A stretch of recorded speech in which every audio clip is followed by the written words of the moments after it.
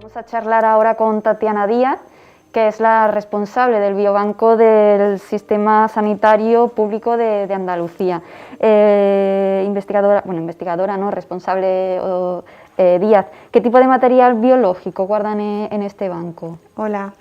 Bueno, lo primero que quería es dar las gracias a los organizadores por darme la oportunidad de explicar un poco qué es esta estructura.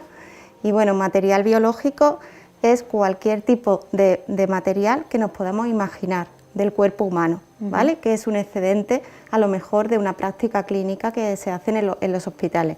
Así tenemos sangres, heces, orina, pero luego tenemos cosas un poquito más raras como uñas, pelo, lágrimas, líquido amniótico. O sea, no os podéis imaginar que todos los fluidos corporales y tejidos de nuestro cuerpo sirven para ser utilizados en proyectos de investigación. Con ese objetivo, ¿no? Sí, Imagino sí. Es con el que se guarda el objetivo principal del biobanco es proporcionar muestras en condiciones adecuadas y respetando toda la normativa que hay vigente para los donantes y ofrecérsela a los investigadores. ¿Para eso se utilizaría, para las investigaciones, o tiene algún otro uso secundario? Sí, puede tener otros usos. De hecho, hay veces que se usa como ampliación diagnóstica, porque a veces en la rutina asistencial una muestra que te sacan de sangre, por ejemplo, es insuficiente o ha habido un error en la cadena, y entonces nos llaman a biobanco para no tener que volver a citar a ese paciente, hacerle esa extracción de sangre o esa biopsia, porque nosotros también somos un reservorio de muestras, siempre prima el interés asistencial del paciente. Luego la investigación, pero está ahí. Y también apoyamos los ensayos clínicos, que es una área que está a caballo un poco entre la asistencial y la investigación. ¿Y cómo se obtienen estas muestras? ¿Son donaciones? He hablado antes también que son como restos de operaciones. Hay varias maneras de obtener la muestra. El mejor de los casos son los excedentes diagnósticos de cuando una persona va a un hospital y le han invitado previamente a participar en un estudio y ha firmado el correspondiente consentimiento informado, pues de ese tubito de sangre lo que sobra se puede guardar para investigación. Hay veces que se cita a un paciente expresamente pues cuando no son pruebas invasivas como cortar pelo, uñas, etcétera.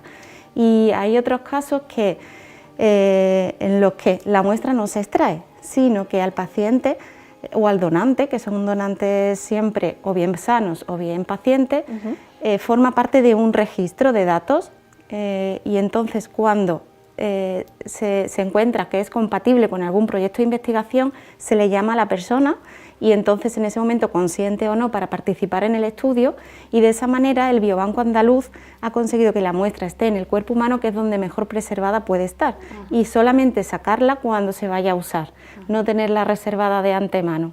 Y eso se llama el registro de donantes para investigación, que se creó en 2015, el Biobanco Andaluz es pionero, y ahora con la emergencia sanitaria que estamos viviendo ha tenido un papel fundamental porque había mucha demanda de muestras de pacientes COVID para investigar, para el desarrollo de vacunas, para la detección precoz de la enfermedad.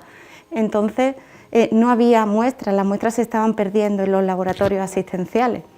Se ha hecho este registro para que las personas voluntarias puedan formar parte y contribuir a la cura de esta enfermedad. ¿Y cómo se guardan las muestras? ¿En una especie de alacena, en un congelador? Sí, normalmente se guardan a temperaturas muy frías, a -80, en congeladores o también en tanques de nitrógeno líquido, pero hay a veces que se conservan a temperatura ambiente, como los bloques de parafina. El tejido normalmente se conserva a temperatura ambiente en bloques de parafina. Hay diferentes formatos de conservación. Y antes nombraba también consentimiento del paciente y demás. ¿Hay alguna legislación, me imagino? Sí, ¿no? Entonces... hay una legislación desde 2007, la Ley de Investigación Biomédica, que lo que quiere es garantizar todos los derechos de los donantes y que se tenga en cuenta su voluntad y la capacidad de revocar un consentimiento y que sean conscientes de que están donando muestras para investigación. Antes, bueno, había prácticas que no, sin ser una mala práctica, pero hay veces que estos excedentes de los que hablamos, pues a veces no se le hacía partícipe del todo a los participantes del biobanco, una estructura que garantiza que eso se haga así. ¿Y quiénes conforman el biobanco? El biobanco, nosotros formamos parte de una estructura en red, que es el biobanco del Sistema Sanitario Público de Andalucía. Yo no soy la responsable del biobanco a nivel andaluz, soy la responsable del biobanco de Málaga. Pero bueno, y son 26 centros hospitalarios los que tienen biobanco y hacen posible que esta transferencia de muestras hacia los investigadores. Muy bien, muchísimas gracias Tatiana Díaz por acercarnos el uso de muestras biológicas para la investigación y demás. Venga, muchas gracias a ti.